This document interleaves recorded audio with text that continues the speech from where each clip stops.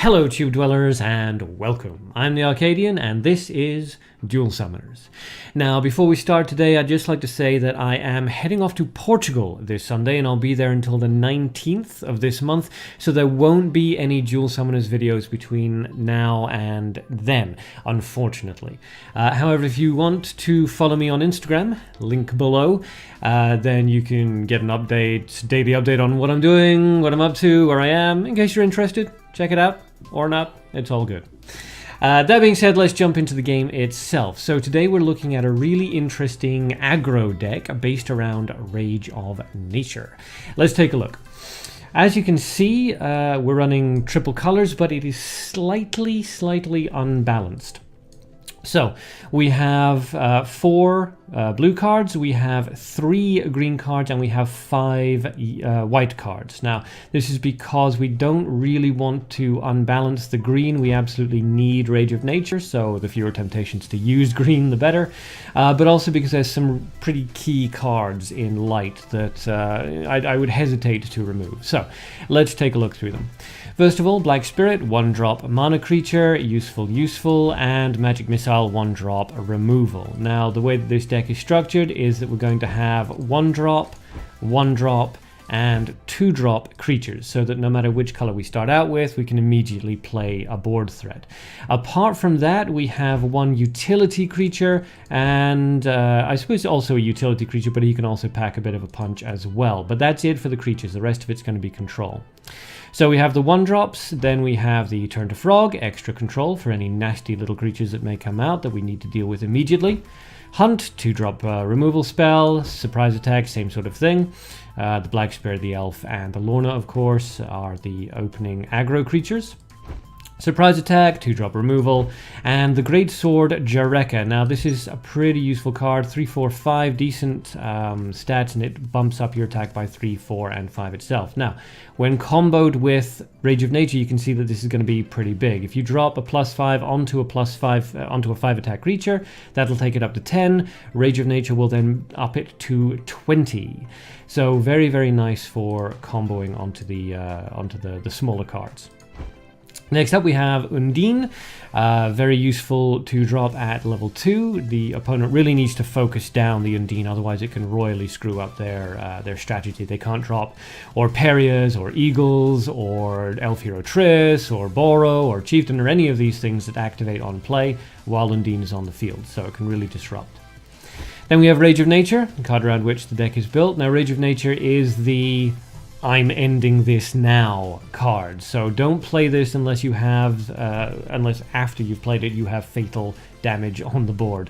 Worst case scenario against something like a Fene who can potentially survive, you can theoretically struggle back from that and still seize a win, but the Rage of Nature is generally a we're finishing this. Next up, Euroma. Now, Euroma, as you can see, has decent stats, good HP values, nice attack, very difficult to remove him off the field. He meets all the HP breakpoints, but he also has a very interesting secondary effect, which is at the end of the turn, he'll move in front of the enemy creature with the highest attack. Now, what this means is that whilst he's almost never going to be available for the Rage of Nature Fatal Strike, he can be used to push one of your creatures out from behind a block.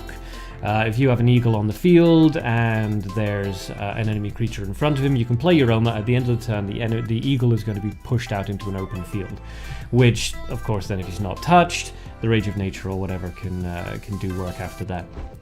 And then finally we have Ambush, Area of Effect removal spell. I just always have one of those in there. I would put in Firewall, but Undine is just a little bit too good. Still, if you don't have Undine, feel free to switch her out for Firewall. That would also be good. And then you could take the, you could, I suppose, keep the Ambush if you really like AoE. But you could also switch that out for something else. A second Lorna, perhaps, or even just take out the light entirely and put something into something else into green, if you really wanted to.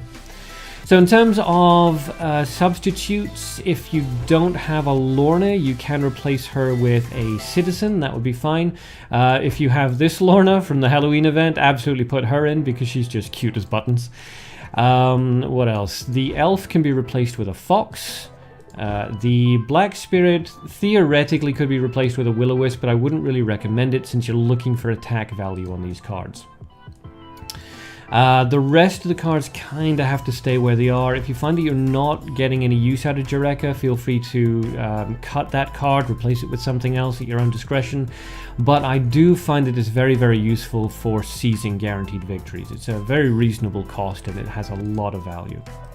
As I say, you can replace the Undine with a Firewall if you really want to. Yoroma could theoretically be replaced if you don't like the moving aspect.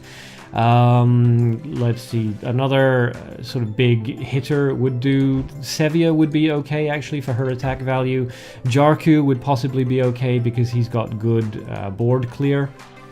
I wouldn't necessarily recommend anybody else, and don't use archers because you want the direct damage onto the enemy hero. You don't want anything being redirected onto enemy creatures. So that being said, let's take this deck and run it in a battle. Okay, here we go. Against a Korean player. So let's drop our elf, quite aggressive, and say hello, hello, hello. Let's see how they respond. So, gold, mana, and darkness. Okay, that could be anything, really. It's not Orperia. Okay, out comes a hunt, takes care of the elf. That's perfectly reasonable. We'll drop a Black Spirit, just to keep up with the pressure. And they answer with a double hunt. Okay, that means control. Let's drop Lorna, see if they've got anything else. If they don't, they level up. And we'll follow suit. Now, double hunt. That's high control. That usually means they're saving up something big. This doesn't really seem to be... This doesn't seem to be a gimmick deck. Although... They could be holding on to their darkness. Okay, a discard into gold. For Ifrit. That's fair enough. Let's discard the Undine, we'll turn to Frog the Ifrit, and Lorna kills it. Okay. That was quite expensive for her. So I'm wondering if there was some sort of reason why they wanted Ifrit in the grave. I'm a bit...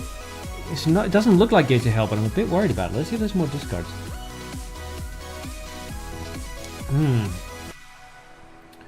So thinking about it.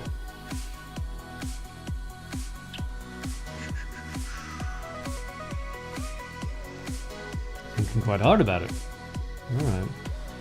They've got almost nothing into gold and nature. They've got enough into darkness to do something. You would think normally a darkness would bring out a Hellhound at this point, because that could take care of Lorna. But if she's not bringing it out, if she doesn't want to bring it out, there's another discard. She seems to be avoiding using her darkness. I'm beginning to suspect this is Gates of Hell.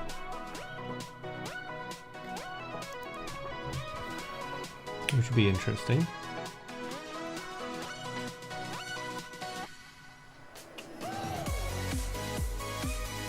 It's all very tense, isn't it? Maybe I should switch to some sort of Halloweeny music at the moment.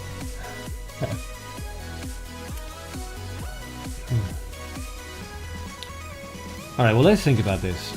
A discard into gold, but apparently for no reason, because she's not... Okay, so that's a double discard into gold. So, we'll revive out of the grave, just to get some of our aggro creatures back, and we'll start playing aggressively, because that's a double discard for no easily discernible reason, and she's letting a lot of damage go through, which means she's playing for the long game.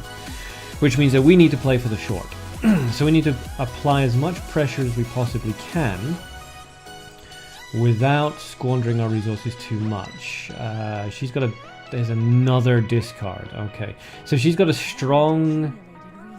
resource lead at this point, thanks to all the discards. We are taking a good lead here in HP. So we'll level up, we'll charge up. Next turn, we may be able to do something.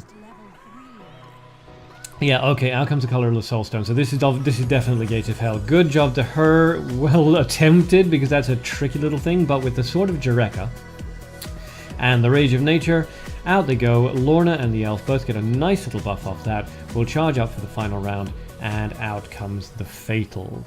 Nice attempt at the Gates of Hell, but the discards were a giveaway, so we managed to pull that out. Hooray.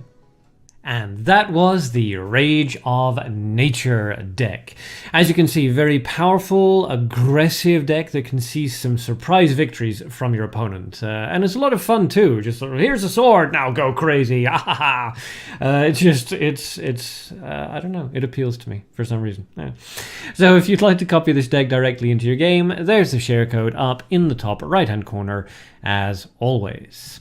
And that's the end of this video. So again, remember, please, I will be away for 2 weeks. But after that, Duel of Summoners videos will start up, and hopefully we can start mixing in some guides and doing some proper live streams. And there's been some rumblings of a tournament. People have been asking if I'm going to set up another one, so hey, maybe. Let me know what you think in the comment section down below, both about the deck and about the potential tournament, live streams, giveaways, all that sort of good thing.